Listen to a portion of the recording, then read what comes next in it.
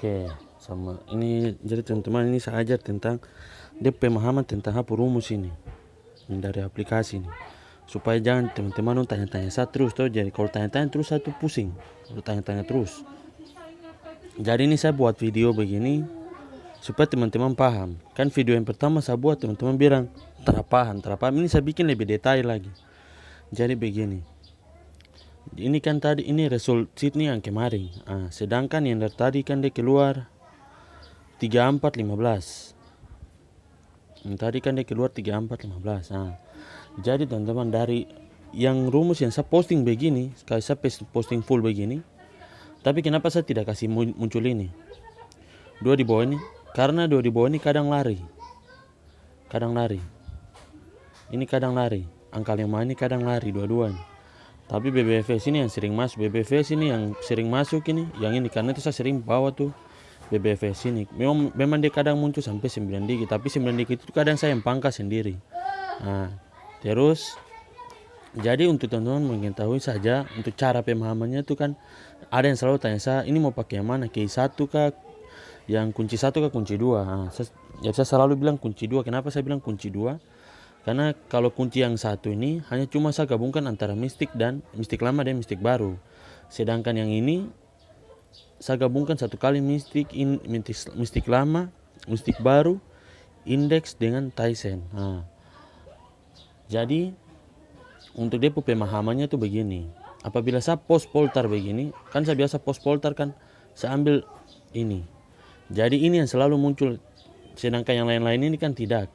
Kecuali kalau saya post full maka semua muncul. Tapi kalau saya post cuma begini poltar, saya selalu tulis poltar 234D untuk pasaran ini punya. Jadi ini yang saya ambil. Jadi contoh kan tadi 3415. Jadi begini teman-teman, dia punya cara menggunakannya untuk pemahaman saja, itu gampang saja. Jadi saya selalu bikin itu, ini yang saya patokan kepala. Jadi yang di atas ini kepala, yang di bawah ini ekor. Ini kalau mau tarung, pola tarungnya itu kalau tarung ini tarung atas bawah. Jadi yang di atas ini dia tarung tuh lawan tarungnya di bawah. Jadi ibaratnya ini kepala, ini ekor. Kecuali kalau teman-teman tanya saya ini mau tarung mana? Saya selalu kalau saya sendiri saya selalu bikin itu tarung atas, tarung bawah dengan tarung kiri dan tarung kanan. Tapi saya kadang itu satu kali langsung angkat tarung kiri saja. Jadi saya tarung atas dengan tarung bawah. Kadang saya langsung tarung menyamping begini. Jadi untuk cadangan saja, maksudnya untuk jaga-jaga saja supaya jangan teman-teman zong lah. Itu ambil tarung nyamping juga. Jadi kalau sebuah tarung atas, tarung bawah lagi. Terkadang kan juga. Jadi ini dia cara yang paling mudah sudah untuk pemahaman tuh. Sedangkan kalau yang ini saya selalu post ini yang selalu menjadi patokan untuk BBFS. BBFS saya selalu pakai 2 ini sudah. Jadi bukan berarti teman-teman lihat 9 digit ini banyak. Memang saya tahu 9 digit banyak. Tetapi ini kan pertama ini kan ada angka yang sama. Angka yang sama menjelaskan 1 dihapus maka sisa 9. Dan juga kan tidak mungkin mau bawa 9. Teman-teman terserah mau pakai 8 digit kah 7 digit. Yang penting teman-teman tentukan saja mau pangkas yang angka berapa. Ibaratnya pangkas tapi perhatikan bola jatuh. Jadi kenapa saya selalu bilang perhatikan bola jatuh itu, ini cara perhatikan bola jatuh. Jadi perhatikan bola jatuh itu lihat dari angka keluaran. Kayak contoh nih, kan 1331. Habis 1331 ini dia kalau lari ikut mistik indeks Tyson itu masuk ke angka berapa. Terus bawaan bola 3, bola 1, ini dia selalu bawaan bola berapa. Itu yang teman-teman pakai untuk cocokkan dengan rumus yang saya kasih. Begitu. Jadi kalau macam selalu ada yang tanya selalu, bang, bikin 4D bagaimana?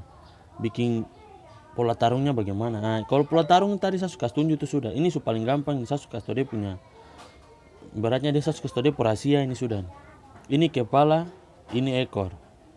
Sedangkan untuk cadangan tarung samping, tarung satu kotak. Tarung satu kotak lagi. Jadi ambil kalau tarung menyamping itu kayak bikin 56, 59, 51, 52. Habis itu 69, 61, 62, 91, 92, 12. Itu tarung menyamping. Nah, habis itu yang di bawah pun juga sama, tarung menyamping pun begitu. Kalau tarung atas, maka teman-teman bikin 57, 67, 97, 17, 27. Habis itu 52, 58, 68, 98, 18, 28. Sampai seterusnya. Nah, kalau mau bikin 4D untuk mempatokan skop dengan kepala ekor, itu yang saya bilang, sering patokan bola jatuh. Patokan bola jatuh itu yang kadang kebanyakan orang tidak mengerti. Bola jatuh itu maksudnya, bola jatuh itu angka yang sudah jatuh. Jadi kayak macam 1331. Lihat. Teman-teman lihat dari, kan kayak contoh mistik. Kan tadi kan ya mistik 3, mistik 1 tuh. 1 tuh mistik berapa? 6. Dia punya indeks berapa?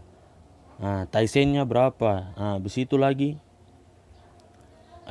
kalau bawaan bola 1 tuh dia selalu jatuh bola berapa. Itu teman-teman tulis, baru cocokkan di dalam angka ini. Yang mana yang masuk, maka angka dia sebagai as. Yang habis itu yang kop pun juga sama. Yang mana yang masuk, maka teman-teman angka juga kop. Habis itu kepala, ekor, dan seterusnya. Jadi begitu teman-teman. Ini sebenarnya tidak susah. Hanya cuma kalau itu yang saya selalu post video, teman-teman kadang ada yang nonton, ada yang tidak. Jadi akhirnya banyak tanya. Jadi begini. Memang orang bilang malu bertanya sesat di jalan, tapi kalau tanya berulang-ulang kali bikin orang bosan. Walaupun saya yang post lah, kalau orang tanya saya ulang-ulang, saya orang paling cepat bosan bertanya. Jadi 1 kali kita sudah ajar, teman-teman ingat. Ini bukan saya mau bilang teman-teman bodoh, tidak. Tapi ini untuk supaya ya ibaratnya kan teman-teman sering mengeluh zong dan zong. Jadi barang ini kan sebenarnya kan saya kasih kan sebenarnya tidak zong. Hanya cuma teman-teman yang tidak paham. Ini saya suka kasih paling paham sudah. Jadi kalau teman-teman mau pakai rumus sapunya begini, maka ini saya kasih ini kepala, ini ekor. Sedangkan untuk cadangan kasih tarung samping. Tarung 1 kotak begini. Langsung tarung menyamping aja. Tidak usah bola balik lagi. Langsung tarung menyamping. Saya suruh tarung menyamping aja. Jadi kalau teman-teman yang merasa untuk mau bolak balik, ya terserah. Kalau yang mau percaya, kalau saya sih percaya lurus saja. Karena saya bilang BB itu hanya cuma untuk cadangan. Terkadang dia jarang untuk tarung menyamping. Tapi paling sering itu tarung atas bawah. Jadi begini. Dan terus satu lagi. Kalau saya posting begini. Kayak saya posting begini pola tarung. Maka teman-teman begini, dia punya cara. Dia punya cara tuh gampang saja. Yaitu teman-teman, jadi teman-teman bikin begini saja. Jadi kayak macam angka 6, teman-teman lihat di angka ikut di angka main. Angka ikut di angka main ini yang menjadi patokan, ini yang dasar utama. Tapi kadang dia lari, kadang masuk. Karena itu saya selalu bilang paling lebih bagusnya jangan fokus di sini. Jangan fokus di sini. Fokus saja di sini saja, 2 kotak ini. 2 kotak ini teman-teman pakai. Tapi kalau paling bagusnya saya lebih bagus patokan ini, karena ini dia kadang 1 hari itu lari satu minggu, kadang lari 1-2 kali. Kalau 1 bulan ya taruhlah 6 kali dia lari. Jadi kalau macam untuk teman-teman mau cari dia punya angka pasangan jitu atau kepala jitu, lihat dari atas sini kayak contoh tadi. Kan 15. Ini kan 6 ada. Terus 9 ada dengan 1. Habis itu 7 ada dan 3. Maka ini sudah teman-teman pakai angka yang tadi saya tunjuk. Jadi angka yang di atas ini, kalau teman-teman lihat ada di bawah sini, maka itu yang teman-teman pakai dia sebagai kepala atau ekor. Intinya teman-teman patokan saja. Intinya kalau dia masuk di kepala ya masuk kepala, pakai dia kepala. Kalau dia masuk di ekor ya pakai dia di ekor. Begitu teman-teman. Jadi ini sebenarnya tidak sulit. Akan gampang saja. Hanya cuma kalau mau cepat tahu, intinya teman-teman belajar apa yang saya sudah bilang ini. Pokoknya dengar saya bicara baik-baik.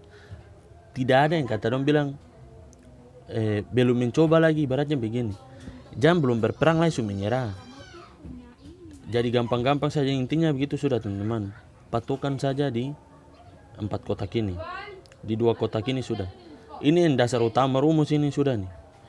Sedangkan kalau barang ini sudah teman-teman berhasil buat lurus, maka mau tebak angka tuh paling gampang. Yang penting dasar begini. Jangan langsung mau cari 4 angka, jangan ambisi. Itu tidak akan pernah berhasil biar uang 1 kontainer lagi. Tapi kalau belum tahu dasar rumus 2D, belajar cara tentukan angka 2D, bagaimana mau tentukan 4 angka? Sedangkan 2D saja tebak sampai uang mau habis 1 dompet.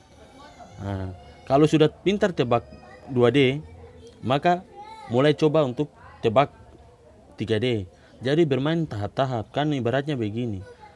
Kalau orang telah belajar itu tidak mungkin dia langsung pintar.